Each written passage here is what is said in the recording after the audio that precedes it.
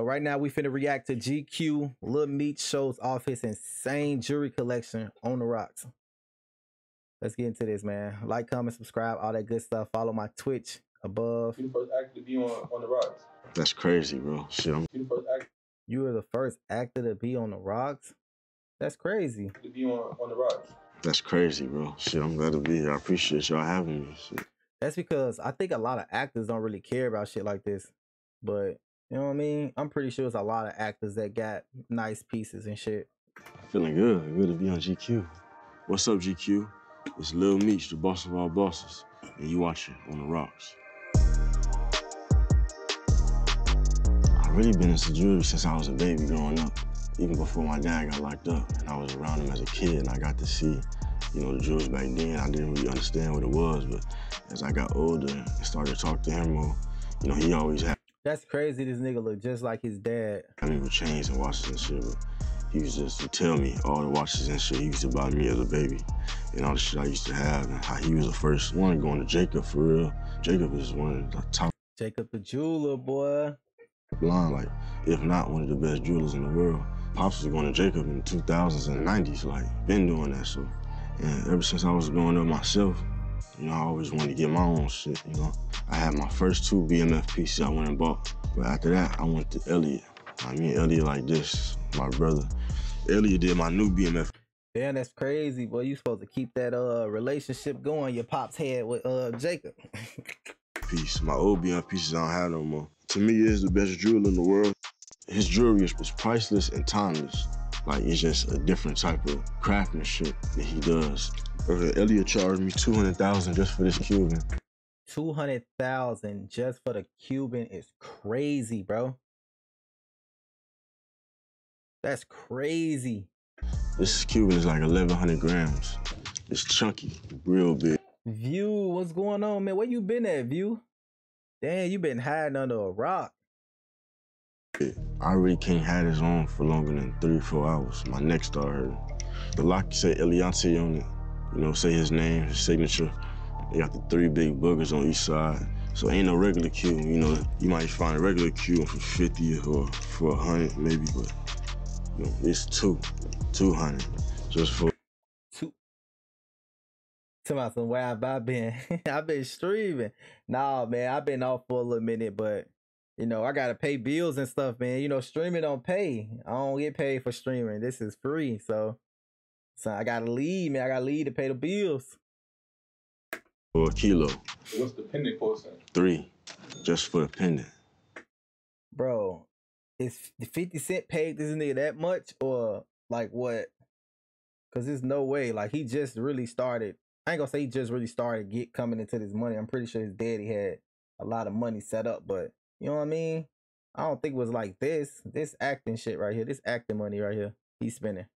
This some shit like either I give him my day. Because if he been getting this shit, he would have been had this. He just got all this shit. He crazy. I wouldn't dare pay that shit for this. Like, when he come home, like, I keep this forever. Like, you know, you can't even go no bigger than this. You know. That's why it's pointless, bro. And you not gonna get 300,000 for that shit. They'll fuck around, buy that shit back for like 100,000, 150. You gonna lose money trying to sell that shit. You don't see no silver or gold. You see straight water. How does it feel to play your father in BMF? First off, I can't even put into words how I feel. So, yo, this is something that him and 50 Cent talked about while I was a teenager in high school still. He told me, like, I really don't know who gonna play me, but I really want you to play me. 50 Cent held his first casting call in Atlanta, and my dad told me to fly out there so I could meet him for the first time. I actually met 50. He was looking at me I seen him just looking at me. He just like, man, I want you to play your pops. Damn, you know what's crazy? I haven't even started watching BMF, but I heard the shit is lit. So I really got to catch up on this shit, bro, for real. I think it's only like 2 seasons out right now. So it ain't like it's far along, but you know, I got to catch up. I heard this shit was good. Can't be nobody else but you. I'm looking at you right now. He like, you just him. He like, man, I'm finna put you up in acting classes. I need you to move to LA. He paid for it, make sure I was good. All I had to do was show up. I had 2. See, that's all you need is somebody to invest in you, bro. That's all a lot of people be needing is a little bit of investment. Invest in yourself or find somebody that invest in you, you go up, bro. Acting classes a day, 5 days a week. Wait. All I had to do was show up. I had 2 acting classes a day, 5 days a week. The only days I had the rest was Saturday and Sunday. And those days I still had to study. 2 acting classes a day for 5 days a week. Ain't no telling how long he did that shit. That's grind. That's hard work. That's dedication. You gotta do that shit, bro. Thinking that acting is just reading lines. And, you know, we watching movies, all we looking at is just reading lines. We don't know that it's emotions. Yeah, you gotta put emotions behind that shit. You gotta act the lines out. You can't just read them. You have to be natural and stuff like that. So I knew it wasn't gonna be easy, but I didn't think it was gonna be that hard. This one of my favorite pieces because it's sentimental and mean a lot to me because 50 gave it to me. And, you know, 50 like my second pops, like he like my mentor. You know, like me and him talk every day. He just makes sure I'm always in a mind frame of trying to be great. Hey, that's a good ass mentor to have because 50 Cent came from nigga Southside Jamaica, Queens. You know what I'm saying? And that nigga as big as he is, that's a good ass mentor, boy. He gonna put you on the game. Trying to excel For real. and be better than I was last year. I wear this piece almost every day, especially like when I'm just chilling, not doing nothing. That's a light piece, you know what I'm saying? That's like a little accent piece, something you just throw on with your shit to make your clothes kind of pop out because the chain gonna draw the attention. Or even if I'm going somewhere, I might just throw it on if I don't feel like wearing my big, you know, heavy chain. So I really love this piece a lot. This was made by Taja Diamonds in New York City. One of our homies, Pooch. Shout out Pooch. Made in New York City. 50 Cent keep that money in New York. New York. I got this ring, the M ring from Wafi in Atlanta, Georgia, because y'all might know him as Jury Unlimited. Wafi, my boy.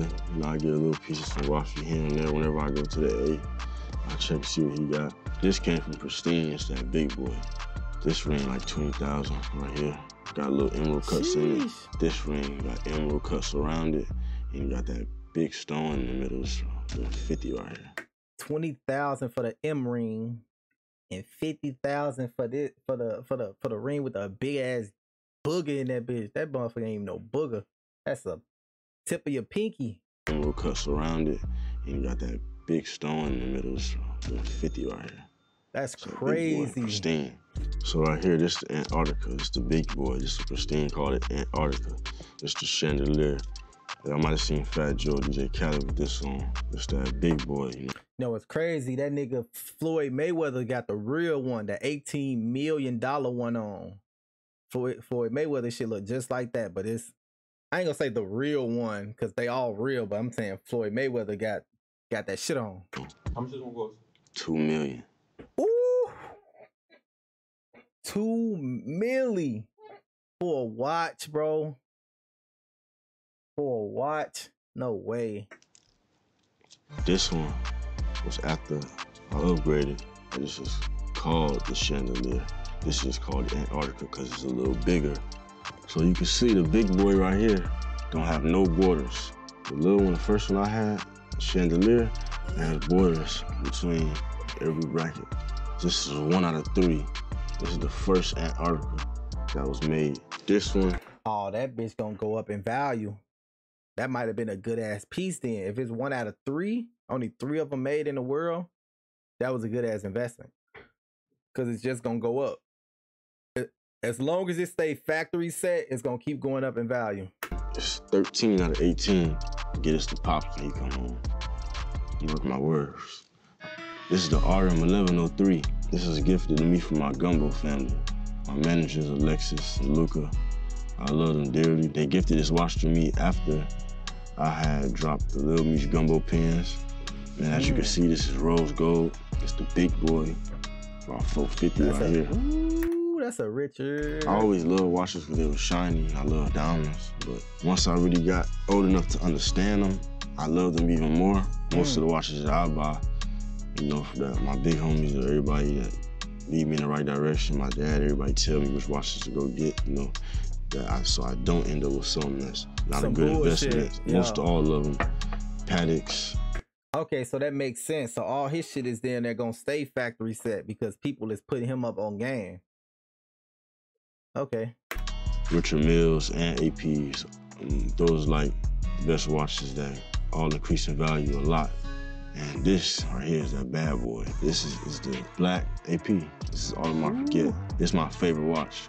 Not a lot of these in the world. Had to get this one. Ceramic, the finish, it's not just like a regular black, shiny finish. It's ceramic, easy to chip. This is like top of the line. It feels like a feather. And it's like 550, almost 600,000.